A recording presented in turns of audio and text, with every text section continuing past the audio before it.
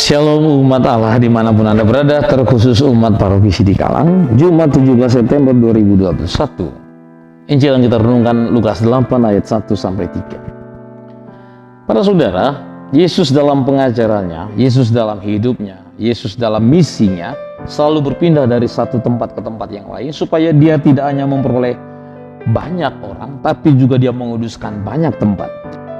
Yesus tidur dan bekerja supaya dia memberi nilai atas tidur dan bekerja. Yesus menangis karena dia memberi nilai pada air mata.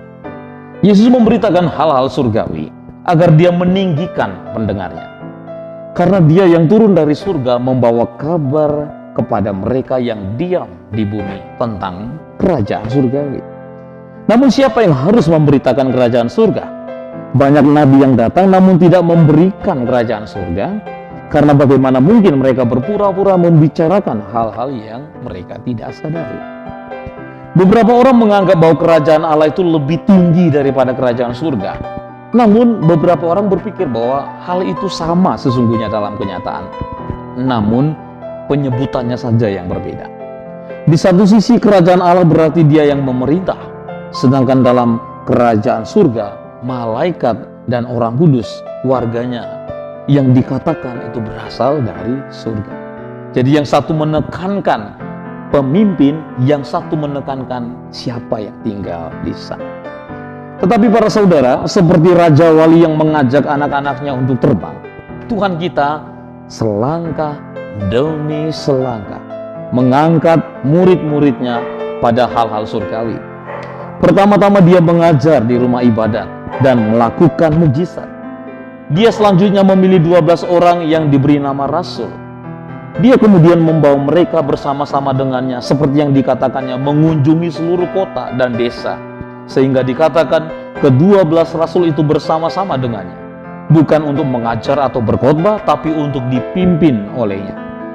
Tetapi jangan sampai wanita-wanita yang disebutkan dalam Injil hari ini terhalang untuk mengikuti Yesus. Dan wanita tertentu yang telah disembuhkan dari roh-roh jahat dan kelemahan, yaitu seorang yang bernama Maria yang disebut Magdalena. Di antaranya 7 setan pernah diusir darinya. Para saudara, bagi penginjil, kepergian Maria Magdalena mengikuti Yesus menggambarkan orang berdosa yang bertobat. Dan jangan sampai kesalahannya yang dulu menghitamkan seluruh hidupnya.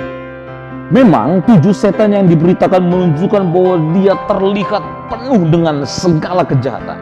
Angka 7 dalam kitab suci merupakan angka kepenuhan. Semua waktu dipahami sebagai 7 hari. Jadi Maria dirasuki 7 setan berarti dia dipenuhi dengan segala jenis kejahatan.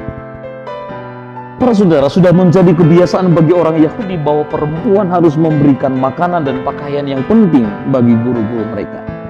Perempuan-perempuan ini melayani Tuhan dengan kekayaan mereka, agar Tuhan dapat memperoleh hal-hal duniawi dan dari mereka yang telah menuai hal-hal rohani darinya.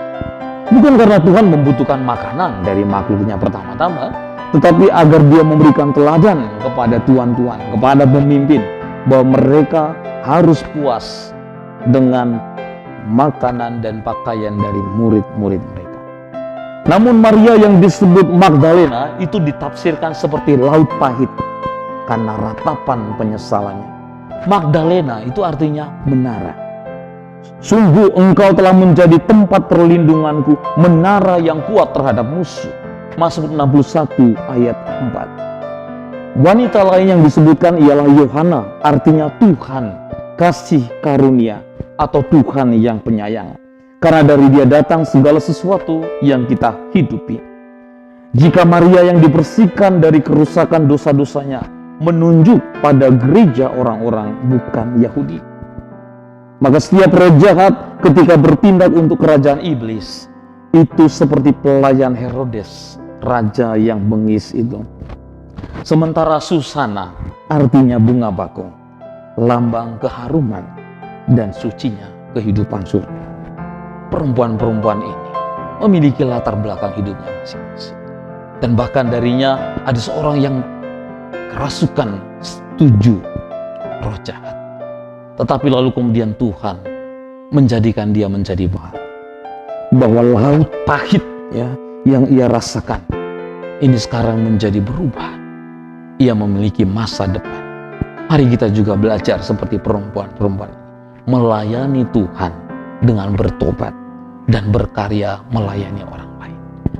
Tuhan Yesus memberkati.